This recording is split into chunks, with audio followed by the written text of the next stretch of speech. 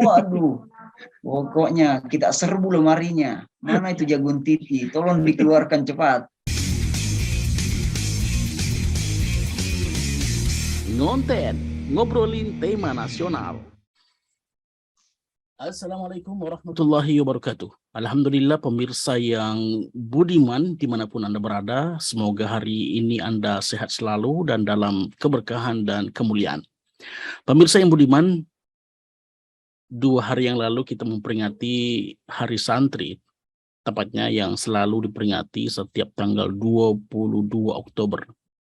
Tahun ini kita peringati dengan sangat meriah, di mana kemudian elemen masyarakat, terutama komunitas pesantren, merayakannya dengan berbagai kegiatan yang positif, di mana kemudian mereka mampu berkiprah di berbagai elemen masyarakat dalam semua sektor kehidupan.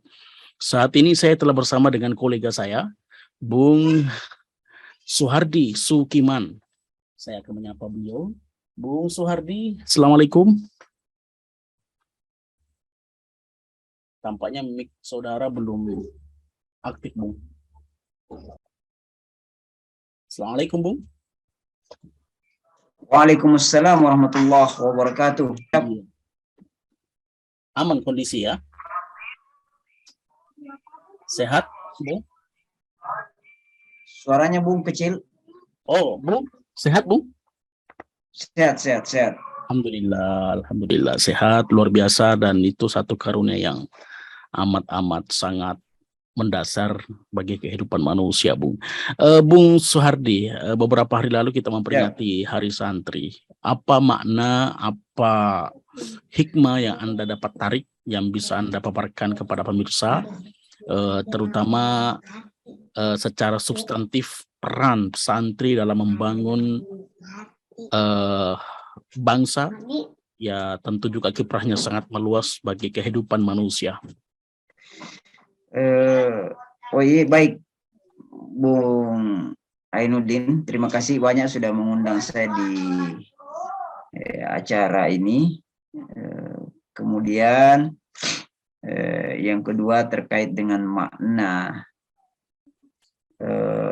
apa yang bisa kita petik dari peringatan Hari Santri Nasional yang diperingati setiap 22 Oktober. Ini adalah amal jariah Pak Jokowi.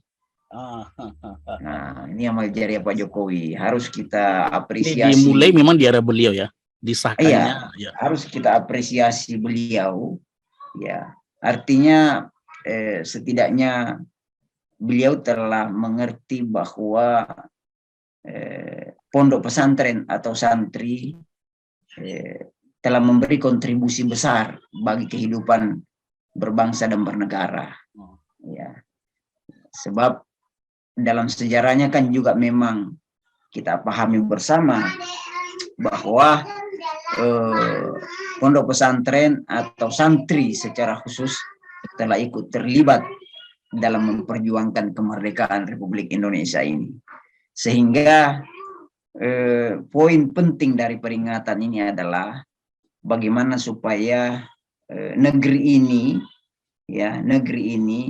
mengingat kembali bahwa peran santri dan para ulama sangat penting ya di negeri ini.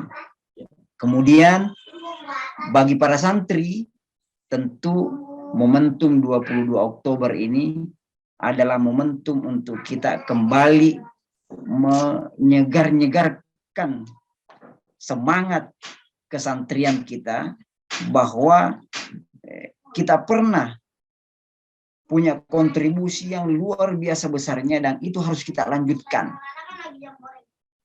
Nah itu Bung, saya rasa yang paling penting itu. Kalau dikaitkan dengan semangat lahirnya Hari Santri ini kan dilandasi oleh secara historis resolusi jihadnya Kiai Haji Hashim Asy'ari yang memuat nilai-nilai kejuangan dan nilai-nilai jihad dalam rangka melawan penjajah. Dari situ apa makna yang bisa kita telaah terkait dengan resolusi jihad ini, Bung? dalam konteks hari ini kita berhadapan dengan situasi yang tentu kerumitannya tak kalah dengan apa yang pernah dihadapi oleh penjajah masa lalu. Maksud saya dihadapi oleh santri ketika berhadapan dengan penjajah masa lalu. Ya, resolusi jihad Hasyim Asy'ari ini harusnya senantiasa hidup.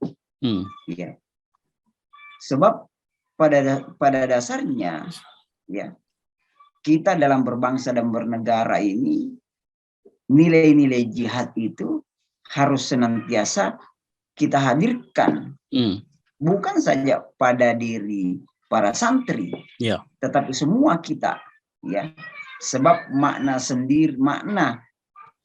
dari jihad itu tentu tidak bisa kita maknai hanya dalam konteks misalnya dalam membela negara, memperjuangkan negara, ya, dalam konteksnya perang, ya, tetapi hari ini juga, ya, nilai-nilai juang, ya, resolusi jihad, ya, tadi yang disampaikan itu harus senantiasa hidup, harus kita hidupkan, ya, dan harus kita senantiasa kobarkan agar semangat anak-anak bangsa ini senantiasa menyala, ya, agar negeri ini betul-betul, ya, senantiasa berada di atas rel yang telah pernah diletakkan oleh para pendiri bangsa ini.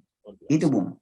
Ya, artinya juga kemudian makna penjajah ini tidak bisa lagi kemudian secara latar dipahami sebagai mereka yang melakukan invasi atau penguasaan terhadap daerah tertentu, katakanlah seperti yang pernah dilakukan oleh Belanda, Portugal atau Portugis, Spanyol terhadap negara kita. Tapi hari ini kita maknai penjajah itu adalah upaya-upaya untuk kemudian mengkerdilkan negara kita dengan berbagai upaya, dalam tanda petik invasi dalam bentuknya ekonomi atau mungkin budaya dan lain sebagainya. Apa muatan yang bisa kita kemudian tarik, Bung, terkait kontekstualisasi penjajahan itu dalam konteks hari ini, Bung? Ya, betul, Bung Ain, ya, bahwa penjajahan hari ini tidak lagi seperti, ya, di mana negeri ini berjuang menghadapi penjajah yang ingin menduduki, merebut negeri ini, ya, tetapi hari ini penjajahan itu, ya, bisa dalam berbagai bentuk, ya, misalnya, ya, penjajahan dalam segi budaya, ya, ini kan cukup mengancam juga, ya, bagaimana budaya Indonesia, ya, yang hari ini cenderung tergerus, ya, oleh pengaruh-pengaruh luar, ya, yang yang bisa saja itu akan menghilangkan identitas kita sebagai anak-anak bangsa, ya. Sama gaya hidup, ya, gaya hidup dan kemudian gaya hidup, ya. Gaya hidup, ya, ya, katakanlah misalnya bagaimana berpakaian misalnya, ya. Lifestyle, gaya hidup. Lifestyle hidup, ya. Negara kita ini kan punya budaya gaya sendiri, ya, dalam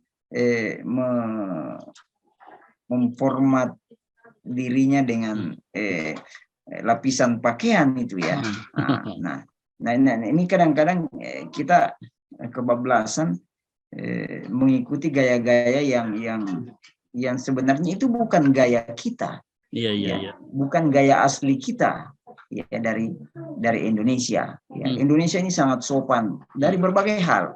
Itu kira-kira karena apa, Bung? Itu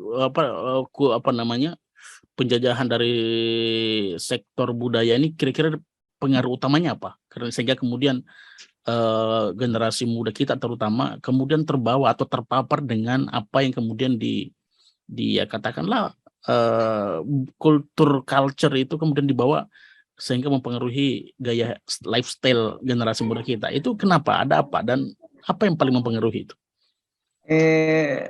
Tren, ya. Trennya. Tren yang berkembang di kalangan kita ini cenderung itu menjadi gaya dan melupakan kita bahwa kita punya gaya sendiri, dan yang terpenting dari itu adalah kita kehilangan kepercayaan diri sebagai anak bangsa. Ada inferioritas ya, apa inferior ya? Betul, bahwa sesungguhnya kita ini negara besar, ya. Kita ini adalah negara yang disegani oleh dunia sebenarnya, ya kan? Ya. Terkadang kita mendengarkan bahwa negara kita ini kecil, kemudian dianggap remeh oleh orang. Ya, menurut kita sebenarnya tidak juga ya, tidak juga. Sebab cara kita mengerdilkan diri begitu ya, Bung ya. Kita mengerdilkan, coba lihat kita saja negara gitu. Besar, potensinya besar.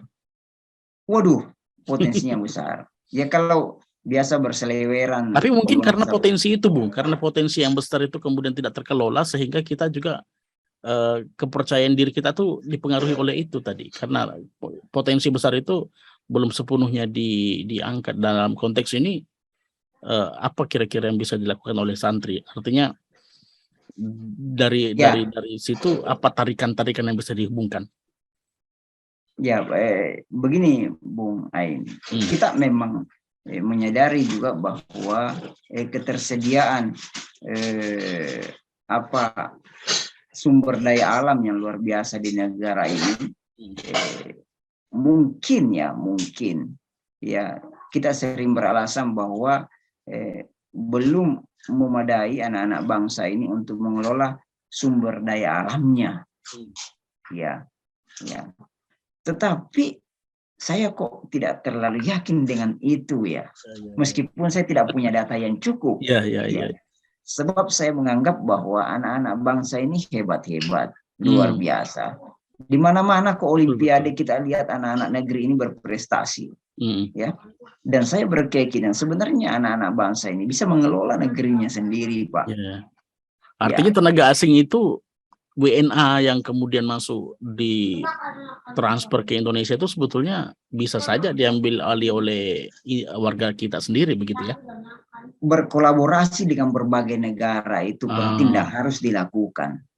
Tetapi mendominasi itu jangan. Ya, apalagi kalau beralasan kemudian bahwa sumber daya insani manusia kita tidak memadai. Baik pemirsa semua, kita terhubung kembali dengan Bung Soehardi. Tadi beliau menekankan tentang betapa kemudian penjajahan itu bisa berbentuk bermacam bentuk, terutama kalau kemudian ditarik dalam konteks hari ini, bukan hanya kemudian penjajahan yang secara fisik, tapi juga penjajahan ekonomi dan lain sebagainya. Bung Soehardi, apa peran santri, apa peran-peran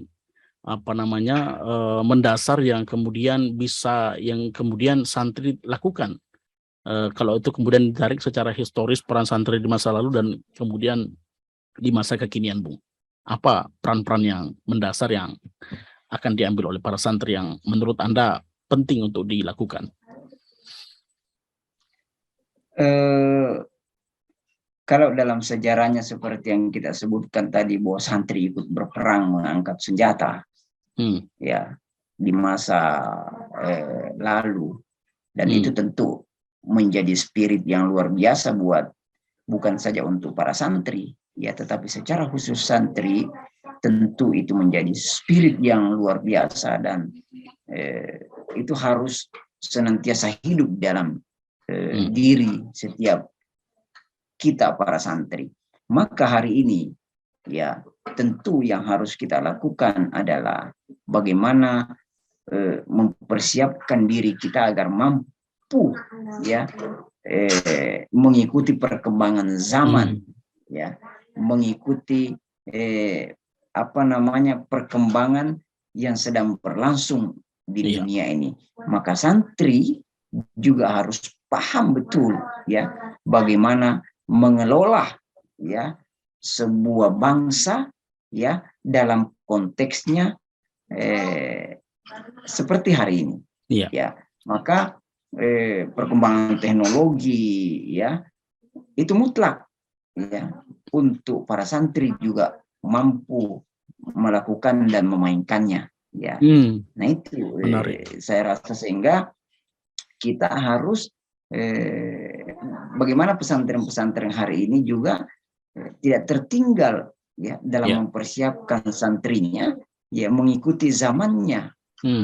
Ya, kita tidak hanya akan karena santri hari ini misalnya ya punya kemampuan baca Quran, punya kemampuan berceramah, ya punya kemampuan yang lain, kan tentu tidak lagi harus disampaikan di mimbar-mimbar masjid pengajian ya sudah bisa dilakukan di pondok, di kamar-kamar yang ada di pondok ya seperti hari ini kita lah ya yang melakukan podcast seperti ini ya. Nah ini anak-anak santri harus canggih juga ya, harus canggih mengikuti perkembangan zamannya. Nah itu ya, artinya dari yang Anda jelaskan tadi harus ada upaya bagaimana kemudian pondok pesantren dalam pembinaan santrinya itu melakukan satu upaya pendidikan yang generalis ya. Artinya bagaimana santri itu menjadi sosok yang tidak saja mampu berceramah, tidak hanya cakap dalam mengaji atau menghafal Quran, tapi juga punya keahlian di bidang-bidang lain yang sifatnya skill praktis gitu Bung ya. Tidak hanya menjadi seorang spesialis, tapi menjadi generalis Bung ya.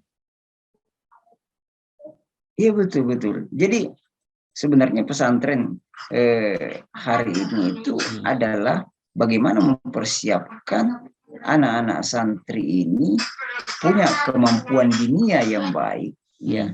Katakanlah misalnya ini dia hafal Al-Quran sekian juz, tetapi dia mampu dan memiliki skill ya dalam berbagai hal ya, sampai saya sampaikan ya dia harus punya kemampuan bengkel misalnya ya. Semua sektor ya semua sektor ya. Kemudian bagaimana bisnis ya, berdagang ya, kemudian IT misalnya ya, di bidang IT ya harus mampu santri hari ini menjadi dokter dan lain-lain sebagainya ya. Jadi santri hari ini basic utamanya adalah Al-Quran ya, punya kemampuan dinia, ilmu dinia yang baik ya, tetapi dia juga mampu berkompetisi dengan berbagai bidang dalam kehidupan ini ya. Nah, itu menarik. Ini mungkin pertanyaan terakhir dan semoga Bung masih ada waktu.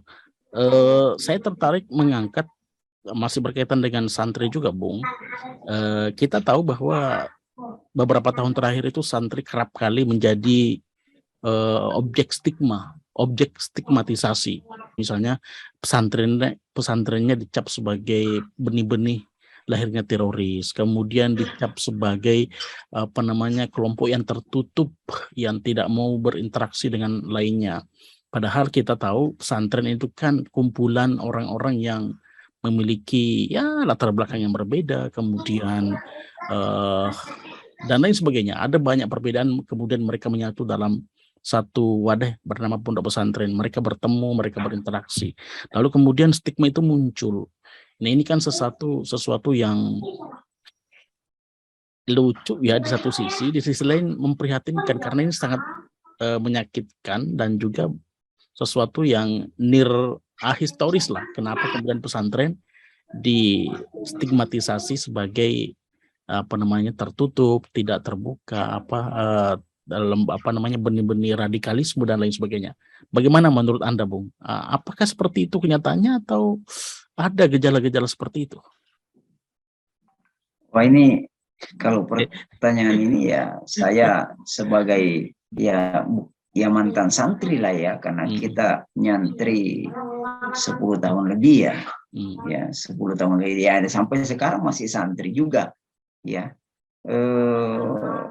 Ya saya juga mengikuti dinamika itu ya, ya ya, ya kami mantan santri ya kadang-kadang tertawa aja sebenarnya melihat dinamika itu, bahwa pesantren itu seolah-olah menjadi tempat benih tumbuhnya ya orang-orang yang punya orang sikap radikal ya, atau sampai pada tingkat teroris ya, seperti itu ya. Ya kadang-kadang lucu juga, dan menurut kita ya bagaimana mungkin pondok-pondok itu akan membina, mendidik santri yang menjadi radikal, kalau kita sebut radikal dalam tanda petik yang pengertian yang tidak baik gitu ya. Ya, padahal santri ini begitu besar jasanya dalam membangun, memperjuangkan negeri ini, kemudian dalam perjalanannya dia dibentuk untuk merusak dan menghancurkan negeri. Rasanya ya lucu aja gitu ya. Artinya mau ditinjau dari berbagai hal manapun juga, menurut saya tetap saja tidak mungkin pondok pesantren itu ya mendidik anak-anaknya menjadi tidak baik. Tapi kalau kita mengatakan bahwa ada pesantren-pesantren tertentu yang khilaf ya dimanapun juga biasa, memang lembaga-lembaga pendidikan itu khilaf, dan tentu semuanya tidak sempurna. Tetapi kalau kemudian dikatakan bahwa pesantren itu adalah di antara tempat tumbuhnya benih-benih radikalisme ya, itu menurut saya tidak begitu kuat dasarnya. Bahkan menurut saya ya mungkin lebih banyak mengada-adanya gitu ya, mengada-ada ya. Kalau kemudian dia pesantren itu disebutkan bahwa membahayakan dan lain sebagainya, saya rasa tidak apa ya, kurang pas lah ya. Artinya mari kita berkaca ya, mestinya pesantren ini kita support ya, karena kita punya harapan besar bahwa pesantrenlah yang esok ya kita titipkan negeri ini untuk dikelola dengan baik ya. Karena mereka lah para santri ini yang telah dididik ya di pondok-pondok pesantren itu, bagaimana agar gelora jihad yang pernah ya dijadikan sebagai momentum menghadapi penjajah ya, itu senantiasa hidup ya pada jiwa para santri ya.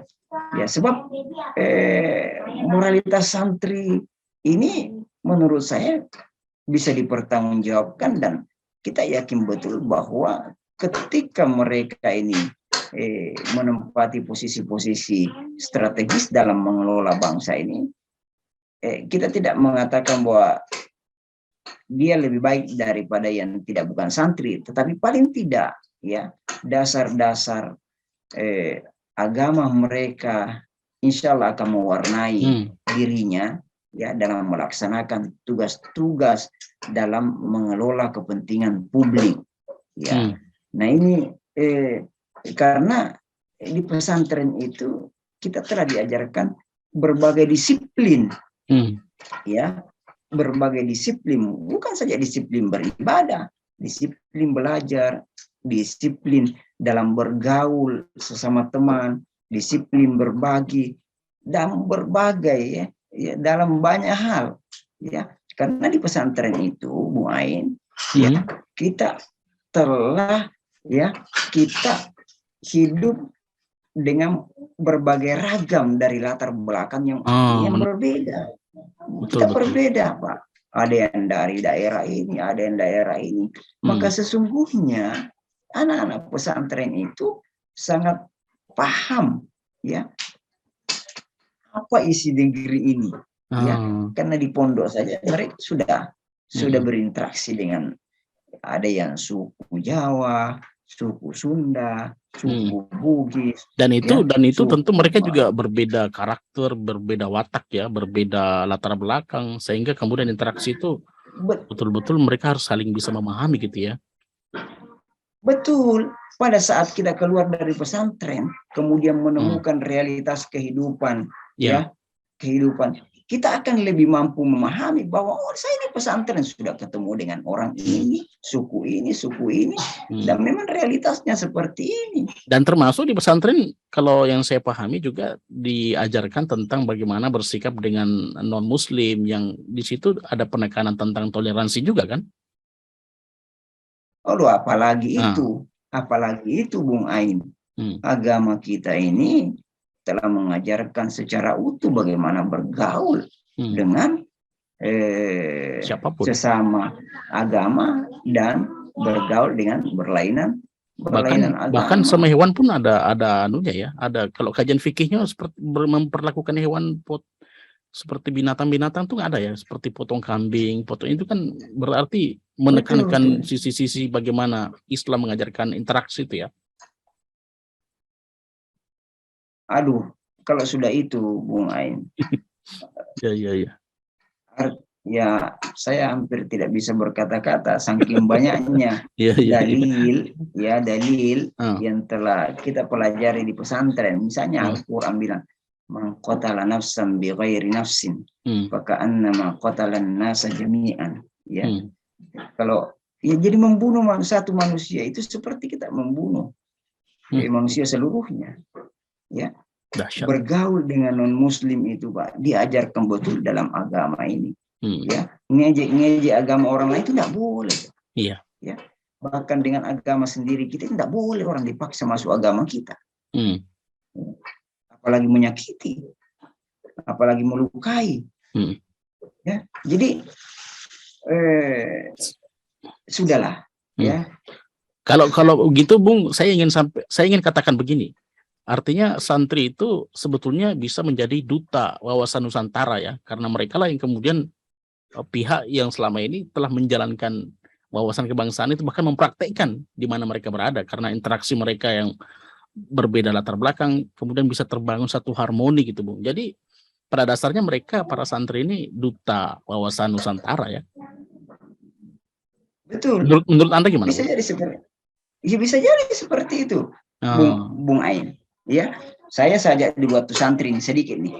Saya jadi santri. Saya itu tahu daerah-daerah Irian, ya, daerah-daerah Irian bukan karena saya baca dari buku, tetapi karena kita, ya, banyak dari berbagai daerah yang ada di Irian Jaya, Papak, Manokwari, macam-macam lah, Nabire. Itu saya tahu bukan dari buku, Pak. Ya, tetapi saya tahu interaksi karena kita langsung ada santri-santri. Interaksi langsung, Pak. Ya, dari Flores kita tahu dulu punya makanan khas, sampai makanan khas, Pak, kita tahu. Saling berbagi ya kalau begitu ya. Santri-santri itu punya kiriman, ya, paling khas itu kiriman dari NTT dulu, ya, ada namanya jagung titi. Waduh, itu jagung kalau titi yang keras itu ya. Flores, NTT, Pak, yang keras itu, waduh. Pokoknya kita serbu lemarinya. Mana itu jagung titi? Tolong dikeluarkan cepat. Nah, begitulah. Iya, menarik, Bung. Artinya hari santri ini, ya, sebenarnya, ya, mestinya acara-acara seperti ini harus banyak dilakukan agar santri itu bisa berbicara juga, bisa berbicara tentang keindonesiaan, bisa berbicara tentang ya, berbagai hal lah ya dalam bernegara ini. Santri ya sudah hidup dalam komunitas bernegara meskipun skupnya di pesantren. Sebab kenapa? Ya, dari berbagai daerah telah ada di pesantren-pesantren itu, dan kita, ya, sebenarnya secara tidak langsung telah diberi pemahaman, wawasan tentang kebangsaan, ya, tentang Nusantara, ya, tentang keanekaragaman, ya. Nah ini luar biasa di pesantren itu, Pak. Masya Allah. Nah, sehingga anak-anak pesantren itu ketika dia besar, ya, sebenarnya punya kansnya luar biasa untuk menjadi seorang negarawan, tokoh, ya. Nah ini, ya. Dahsyat. Luar biasa, Bung. Luar biasa. Obrolan kita mungkin terlalu singkat, tapi tentu ada banyak hal yang bisa kita serap dari obrolan ini. Semoga bermanfaat pada kita semua. Dan sebelum saya tutup obrolan ini, saya minta Bung Soehardi memberikan closing statement terkait dengan Hari Santri dan harapan-harapan serta pesan-pesan kebangsaan kepada masyarakat Indonesia, khususnya para pemuda, di mana Bung banyak berkecimpung di sektor itu.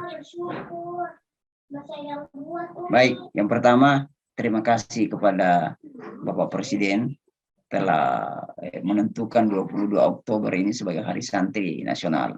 Ya, ini momentum bagi kami, bagi para santri untuk mencas, mengingat kembali dan menguatkan spirit jihad yang pernah menjadi resolusi bagi perjuangan bangsa ini. Kemudian yang kedua adalah mari kita para santri, ya, terus berjuang, ya, meningkatkan kemampuan dari berbagai lini, ya, dari berbagai lini agar kita bisa memberi kontribusi maksimal kita terhadap kemajuan bangsa ini, ya. Para teman-teman muda, ya, di seluruh Indonesia, ya, yakinlah, ya, bahwa estafeta perjuangan ini akan sampai kepada kita. Maka tentu, ya, sebelum itu sampai kepada kita, maka kita wajib mempersiapkan diri untuk menyambut dan menerima estafeta kepemimpinan itu, ya, sehingga kita layak dan mampu melaksanakan tugas-tugas yang akan diemban oleh kita.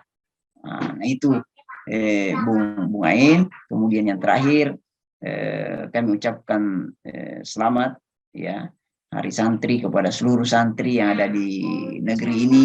Barakallahu fikum, ya. Insya Allah kita adalah generasi terbaik yang telah ditakdirkan Allah, ya, hadir di pondok-pondok pesantren untuk, ya, memberikan peran terbaik kita kepada bangsa dan agama ini. Oke, dahsyat Bung Soehardi atas waktunya, terutama materi-materi yang disampaikan pada kesempatan ngonten, Bung. Ini namanya program kita ini ngonten, ngobrol tema nasional. Ya, ngonten, ngobrol tema nasional yang isu-isu berkenaan dengan isu-isu nasional termasuk Hari Santri, Bung. Oke, pemirsa semua, terima kasih atas waktunya dan tentu terima kasih juga kepada Bung Soehardi atas waktunya. Luar biasa, semoga di kesempatan lain bisa kembali berjumpa dalam kesempatan yang sama seperti ini. Baik pemirsa semua, selamat beristirahat. Terima kasih. Assalamualaikum warahmatullahi wabarakatuh.